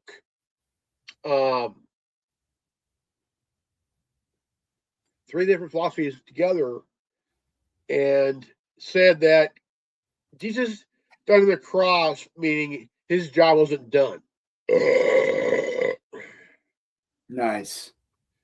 And I was like, Jesus Christ died on the cross for our sins. His job was done. Yeah. It's just that coming to a completely second event. His death was his job finishing, but it was our job, our turn to keep that faith flowing across abroad. So we still have that guidance of God and Jesus, you know. Every time we read the good book, every time we pray, every time we look at the sky and thank God for our existence, for us being on this earth and just living, you know, just absolutely living. And you got these hypocrites saying, no. That's not how it goes. Okay, dickweed, tell me how it goes. Yeah, and at which point it's the blind leading the blind. And, you know, I've always been of the mind, I can't convert anybody. It's not my job to convert anybody. I can just merely share with you what I believe. And it's up to the Holy Ghost to move on you and tell you whether or not I'm full of shit or not. So at which point I say, this is what I believe. Do your own research. Research the facts unbiasedly. And, you know, research any given theology. And this goes with any theology, whether it be the Latter-day Saints or secular Christianity, Catholicism, whatever the fuck. I would strongly encourage everybody to look into it, learn, and let God tell you. Before I left the church, I'll ordain a minister at the church. Yeah, when you join the LDS church, you get the Aaronic priesthood, and as an adult, you would have been elevated to the office of priest. Yeah. Yeah, that's pretty much a consensus for every male unless they reject it. I did for the longest time. I said, look, I'm not fucking responsible enough for this. I'm an asshole. I did that for the longest time. I left in 2004. Oh, wow. 2004, I left 2005, because I got tired of all the hypocrisy. This whole entire hypocrisy has no bounds, man. And you're gonna find it no matter where you go. This woman came in, a member of the church. My son's mom and I went to Utah. We went to Utah 22 years ago. It'll be 22 years in October that we went to, saw the Mormon temple, you know, and saw the very first temple they had. It was like a two level, awesome. Really, it was small, but it was pretty cool, you know. And we went into the big building, big church thing, and it's like, dude, this was like, it can hold about a fucking, it looks like 1 million fucking people, man. Are you talking about the General Conference Hall? Yeah, we went there. With the big organ and shit? Oh, fuck yeah, man. It was huge. Oh, yeah. It looks like it can hold 1 million people. Yeah, it's a pretty good conference hall. I've got an idea. Since you want to talk about this, I'm working Saturday morning, so we won't be able to do a roundtable on Saturday. How about we do a special Monday night podcast of the roundtable, and we will nitpick the Godmakers movie. Oh, dude. You want to have some fun with that? Oh, man. I love that. Let's have some fun with that. Oh, I am game, dude. I swear, I am fucking game, man. I swear, dude. I mean, I've been watching videos on these religions that really make no fucking sense. The Pentecostals, the Presbyterians, the Cavalry Chapel. Yeah, all this shit. Well, I mean, you were talking earlier. We kind of got off on a little tangent there, but you were talking about the satanic connections between a lot of these churches, and it's in most churches. There's going to be satanic elements that are either incorporated into the theology, especially or manage to sneak their way in forms of people and do bad things. Like you hear about these priests that did bad things in the Catholic Church. You have members of the Church of Jesus Christ of Latter-day Saints who are like Sunday school teachers who did bad things as well. And the church handled it the same way that the Catholics did, and they got themselves caught the fuck up. So the outside influence of darkness, oh yeah, nobody's impervious to it. No. My son, even if the Mormons are the true church, take that as you will. That just means you're just as brother. You got a bigger bullseye on your back, brother. They all say they're the true church. Really? Well, my point is, the closer you, if the Mormon church is the Mormon church is the true church, you would have its membership would have a predominantly bigger bullseye on their back as far as Satan is concerned than any other, correct? I mean, you have Genevieve. She's a Wiccan, right? Yeah. And they say, well, Wiccan is they're pagan devil worshippers and all other shit. They all dance naked and jerk off the family chicken and shit like that. No. Let's step back a little bit. Okay, let's step back a little bit.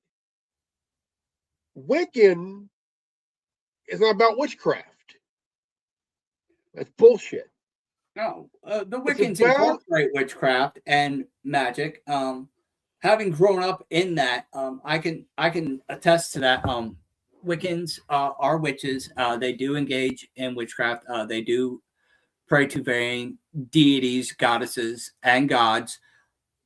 And like I said before, in my experience, in contrast to religion, spiritualism, and witchcraft, it's like having a car. Okay. Now say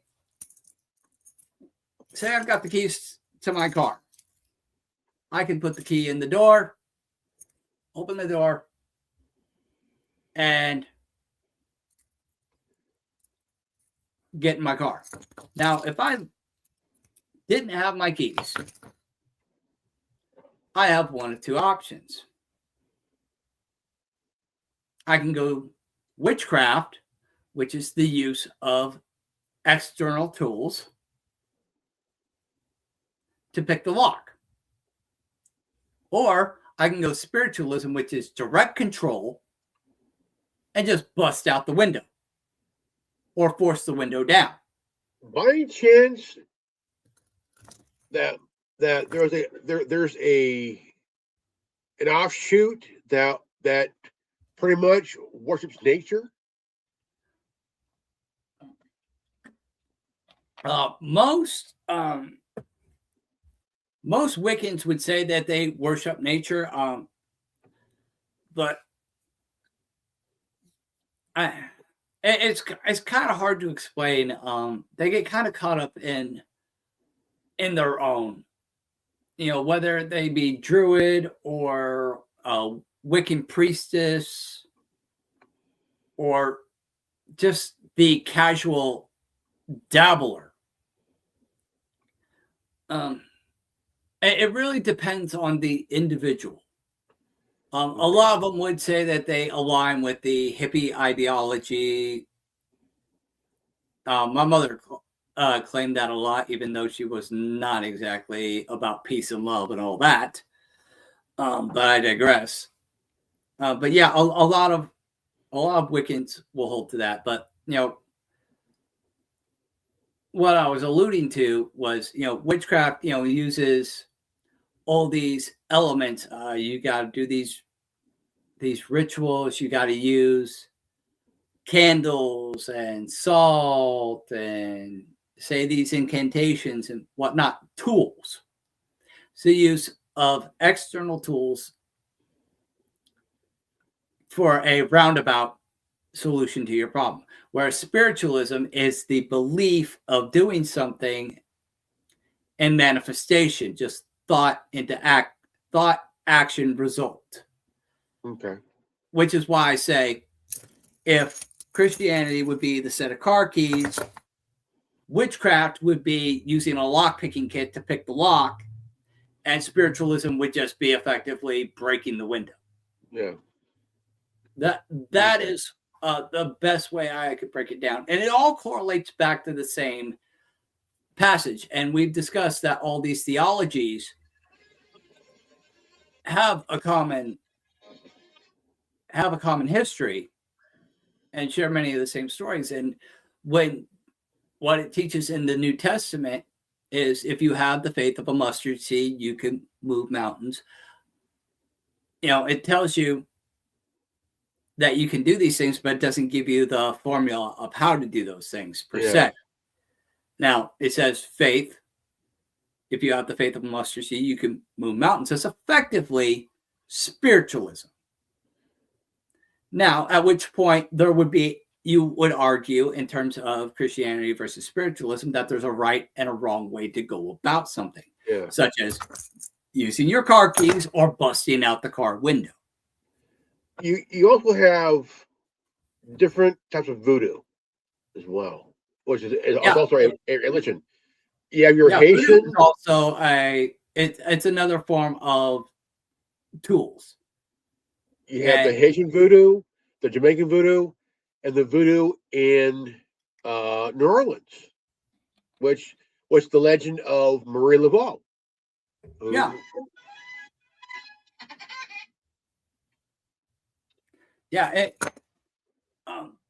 It's just another avenue. It's just another avenue of tools. Like, you can use a lock picking kit. There's varying types of lock picking kits. It's just a matter of your presence, or not your presence, your preference. A lot of people tend to go for the quote light side of Wicca because they're taught to understand that you have white magic, neutral magic, and black magic, and that black magic is bad. There's no such fucking thing. Magic is magic. And it dates back to the Nephilim. And these secrets were passed on because we know that not all the giants died. Okay, the Nephilim were the offspring and result of the sons of God, the angels, coming down and having sex with mortal women and subsequently produce these giants, the Nephilim. In addition to teaching the mortals forbidden knowledge, magic, manipulation, the arts of war. These things all date back to when the Watchers, the sons of God, came down and taught the mortals these things and laid with mortal women and created the Nephilim. And the surviving Nephilim that survived the flood and were talked about in the New Testament that the Israelites fought against in Canaan carried that knowledge. And those civilizations carried that knowledge and passed it down generation to generation to generation. So there's no such thing as light magic, neutral magic, or dark magic. There's just magic and what you're told not to cross a line. That's why you have these subcategories of white, neutral, and dark magic, because they don't want you crossing into the thresholds. And there's a right and a wrong way to go about it. Okay, essentially, these are the same things. It's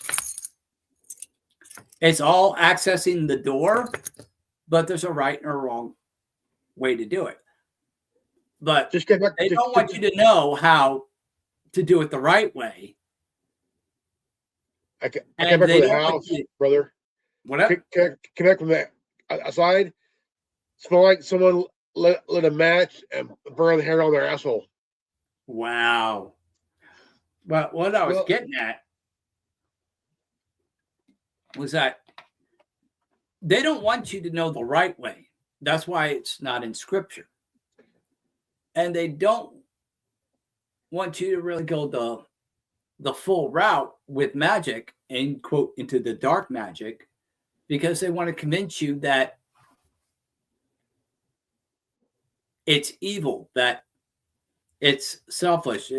You do magic for selfless reasons, even though doing magic is to achieve generally a personal end that you could not otherwise produce. That's why you do manifestation. That's why you cast spells. You got motherfuckers who cast these love spells all the fucking time. Why? Because they go to these things because they feel like their life is out of control. And they've been taught by secular Christianity that, oh, you got to lean on God, and if it's not his will, blah, blah, blah, blah, blah. And that is true to a point, but it is a very small point. And that's because they don't want you to know how to pray. They don't want you to know how to exercise faith and move mountains. They don't want you to know that shit. So they want you going down the path of seizing control. But what happens is it comes at a cost. I like the quote from Rumpelstiltskin in Once Upon a Time. All magic comes at a price. And it does. The more you do, the higher the cost. 10 views, 2 thumbs up, man. Nice. Well, all magic comes at a cost. And the more you do and the deeper you go, the higher the price goes. That's why you have things like Zorro Ranch and Epstein's Island and all these Hollywood elites engaging in Pizzagate and shit like that, because they're at the upper echelons of power. And the more you get and the more involved you get, the higher the cost. Yeah. That's the secret that they're not telling you. They wanted you to look at the wrong thing because they want to dumb you down, dumb everybody down so they could. Yeah, because most people, most of your Wiccans, like Genevieve, I guarantee you, Genevieve, nothing but love for the girl. Her and I don't really talk anymore, but that's a whole other issue. We're not going there. No, we're not going there. I'll touch on it briefly in a moment. I would never see Genevieve going down that path to the point to like Hollywood elites and Epstein's Island and the type of shit that goes on there. But I did see a shift in Genevieve over the years. And this is one thing that kind of broke my heart with her, because her and I, after we broke up, we still remain friends and all that. But over the years, she just kind of became very negative. Just like talking to her was like, I could be having a great day, but then I'd talk to her and it'd be like this fucking storm cloud over my head kind of feeling. You know what I mean? And again, I got nothing but love for Genevieve. And huge weight. It'd be like a huge weight. Yeah, there's just big so weight. much negativity just in talking to her, just really kind of messy up your day kind of thing. And, you know, again, I got nothing but love for Genevieve, but like she clings to this witchcraft and has just kind of shifted to such a negative energy. And she's not a negative person, but the energy just kind of radiated off her and just really created a really depressing atmosphere. When I was with my son's mom, this like over 20 plus years ago, when we first moved in my late grandpa's house, there was about 3 or 4 cases where I would get this heavy energy on my shoulders, like this heavy energy, and it was like very fucking heavy and negative shit. And yeah, I felt like so negative and depressing. It's just like a storm cloud just rolled in right over your head. Oh yeah, and started raining, and just it was that heavy feeling that was. I felt like this. It was so much energy, so much weight. Like I felt like I was going to sink into the dirt, just like really sink into the ground. You know. Yeah, that's exactly kind of how I was feeling. Just talking to her online. It lasted a week. It lasted a week. Yeah. That energy feeling would last a week on me, and I feel like why do I feel? I mean, like I ask myself, why am I feeling all this weight, this weighted energy on my shoulders? And it's like I would get pain in my. It would get so bad, I would get pain in my knees. I felt that. I felt like I had a whole, like a fucking tank on my body, man. It's just ready to sink in the ground, you know. Yeah, and there are occasions, you know. Yeah, and you know that'd be like just in communications. But I'll tell you another story, and I'm not going to go into too much detail. But when her and I were together, and we would be getting intimate, and like say she'd be like on top, and I'd be looking off in the distance, and she's like, "Why aren't you looking at me? Like, aren't you attracted to me or anything?" It's like, "No, it's not you. There's something here. There's." Like, because you could, like, you couldn't physically see it, but like, you know, there's something there, and you're just looking in that direction. Like there is something here. There is something here, and it happened on several occasions. And I'm like, look, it's nothing to do with you, babe, but there is something here. And you know, she had always been into the witchcraft and stuff like that, and so things like this would happen. My son, when he was little, I'd have him on the weekends, every weekend. His mom's friend would she lived with me for a bit, and she got into the whole bullshit thing, and she said that my son was tapping into 2 worlds. Well, children are closer to the spiritual world than anybody. They say that infants are still connected to the spiritual realms. That's why they can't talk and communicate until they're much older. Otherwise, they would tell you the secrets of the universe. And I would look at her like, Are you sure you ain't high or drunk? Then what the fuck? Well, how old was your son at the time? Almost five. Okay, so Look, he was probably in that plus transition because five. it's usually like between 1 and 3 before kids really start talking. And that's when they say that kids are still relatively connected to the spiritual plane and are aware of what's on the other side. And that's why they can't talk. Otherwise, they would tell you. There'll be times within the last, I would say, 10 years, right? Okay. I haven't told this to anybody ever at all, ever. Not even ever to anybody. I would feel like I have this, like, I'll go to sleep and I'll have this weird look in my face where my eyes would not be as they are now. They'll be like either like a yellowish hue or like a dark red.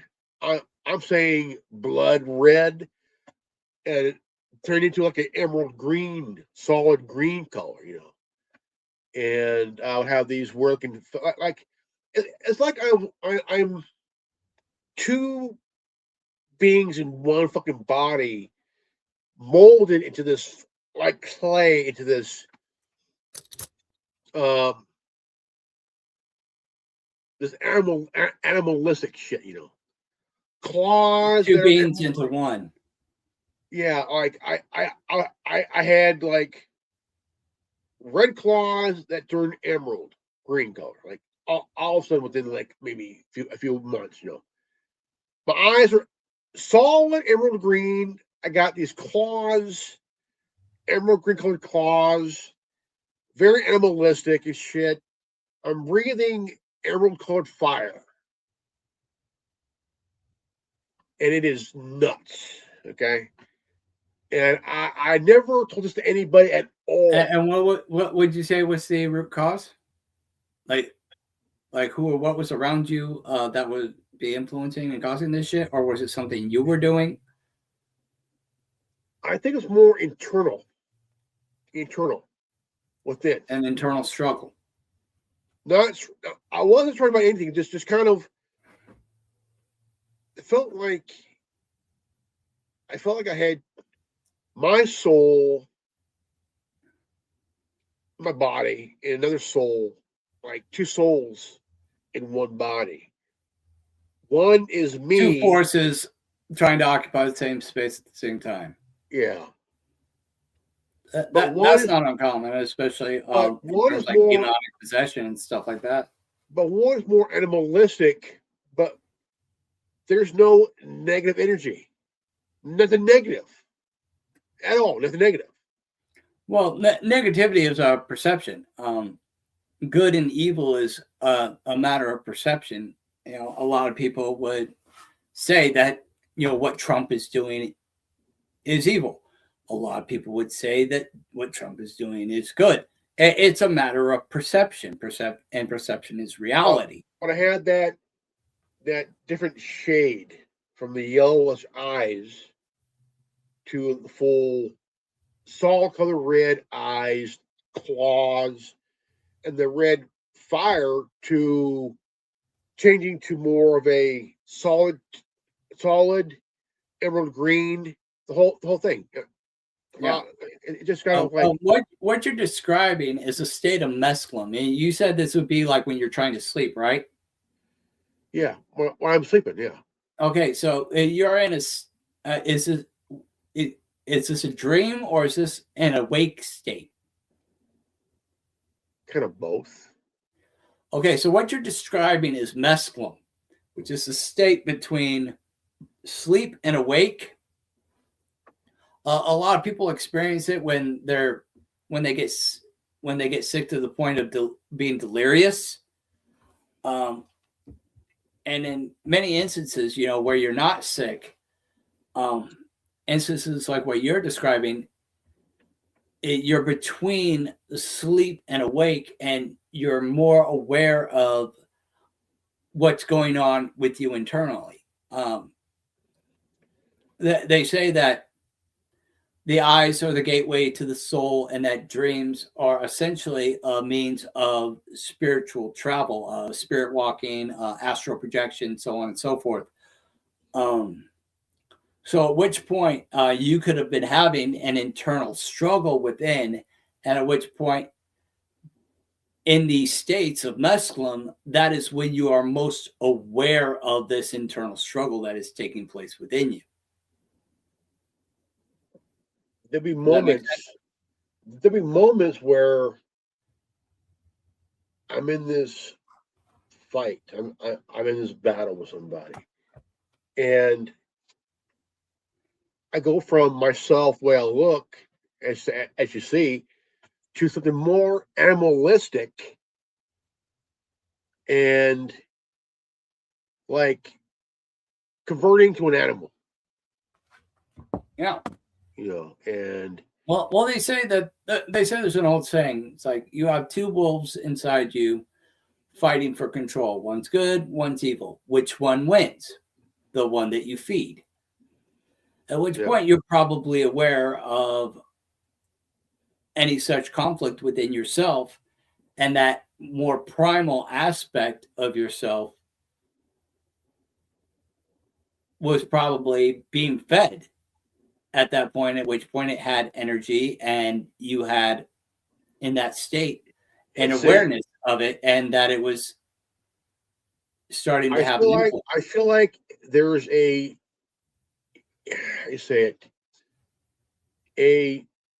evolution change, a spiritual evolution change. Well, anything regarding the spirit is all about growth. A spiritual evolutional change within oneself. Well, like I said, anything to do with the spirit, whether it be spiritualism, witchcraft, or secular Christianity or Judaism or any theology really, is about spiritual growth. So that's not an uncommon thing that you're describing. It's a little unique in terms of how you're describing it, but based on dissecting what you're trying to articulate, it makes a lot of sense when you look at the broader perspective. Like you're in a state of mess. Let me put it this way. Think of the Hulk evolving. Yeah. Going from regular Hulk to World War Hulk to Worker Hulk to the Maestro, that shit, Yeah. That's what I'm feeling. I'm weird, but a lot of questions I have.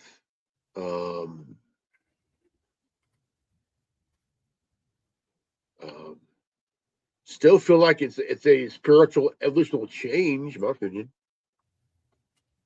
It could be. I mean, you never know what's going on in the unseen realm and how that affects you. I mean, a lot of people would argue things like homosexuality or sex outside of marriage or any of these personal sins that aren't necessarily a crime that hurts somebody else, but they view it as an innocent thing because they don't see the long term, or they don't see the broader perspective.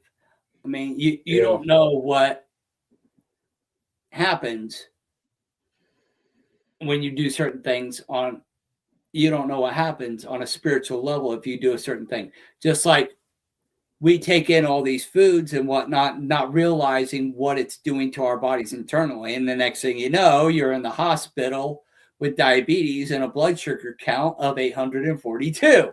And the doctors are wondering, how the fuck is this guy still up and walking around? Exactly. I mean, there's times I could look outside and right through the window actually a reflection of my alter self. Yeah, and that's not uncommon either. A lot of people have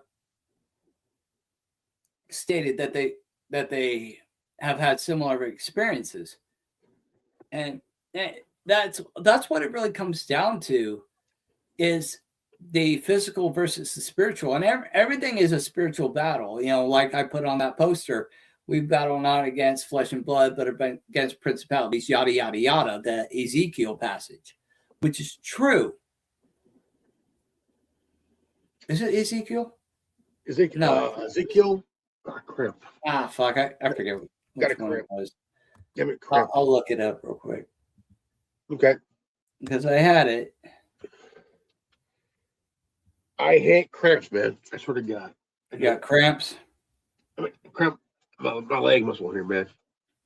Oh. What? It's not even on the shirt yet. But I was working on one. And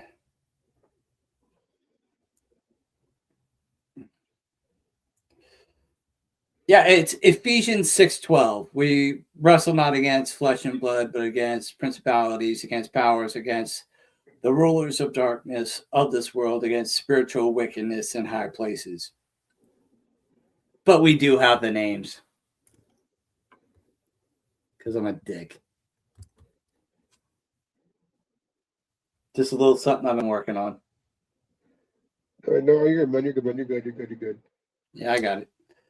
But that's what it really is all about. It's spiritual warfare. You know, people are waking up to the globalist system and who all's involved and the players, and Israel is playing a big part in that in a very prominent way right now. And then you've got the counteroffensive, which is AIPAC, people like Erika Kirk, and people in the government like Donald Trump, and the rhinos and neocons who are still very pro-Israel. So you've got this clash of information. It's an information war. It's a spiritual war. And it's a war for not for your soul and for your mind. You know, they don't just want to be able to control your actions and what you can We have hit the 2 hour and 80-minute mark. Yeah. So we'll go ahead and wrap this up. But again, it's a spiritual war. They want to not only have control of your soul, but to be able to control your body, control your speech, and even control your mind. Not just, you know, to monitor what you think, but to even control what you think, to influence what you think. That's why they call television programming, because it's programming your mind. Television. Yep. All right, ladies and gentlemen, we've hit the 2 hour and 80-minute mark. We're going to put the whole entire fucking fat bird in the oven, and including the chicken. And I want to thank my good buddy and partner in crime, Tin Man. Check him out. Check out the Worldwide Resistance Network. Also, check out the Real TWRN store at the Real TWRN at printify.me. Yeah, realtwrn.printify.me. And all of our social media, X, YouTube, Rumble, Facebook, all at Real TWRN. I bought a couple of shirts, and this is one of them. This is one of them.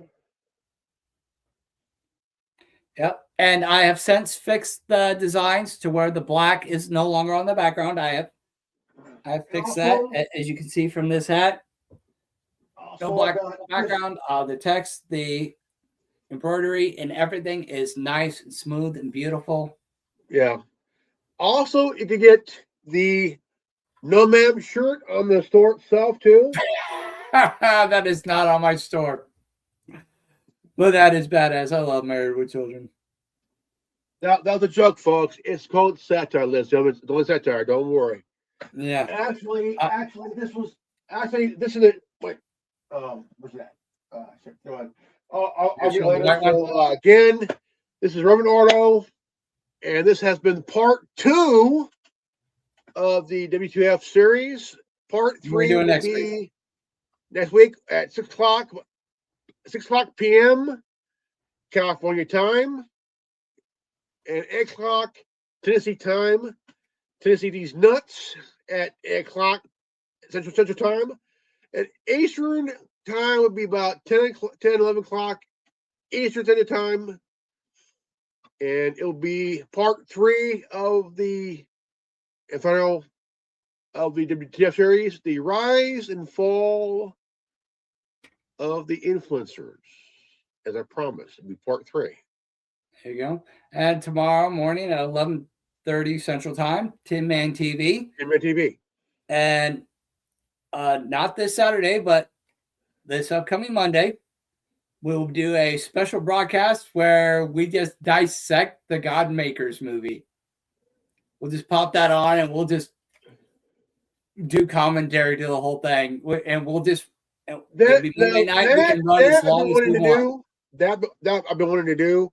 But also, I think for one time is watch Tony from the LC Signs.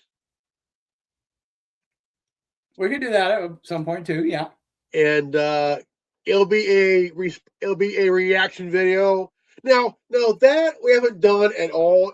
I mean, I think we should do a reaction video. Yeah. Wednesdays. I think that maybe next week, next Saturday, be kind of good to do a reaction video of Tony from LC Signs. Yeah. But we could maybe do that, and depending on what's going on, if shit doesn't pop off and the world doesn't blow up, but yeah, we can definitely do that. In the meantime, go ahead and, I guess, close it out, brother. All right, guys, ladies and gentlemen, if you're new to this channel, like, subscribe, comment below, hit the bell for notification. Always live healthy, well, and wise. I mean healthy and wise. No checkers, chess.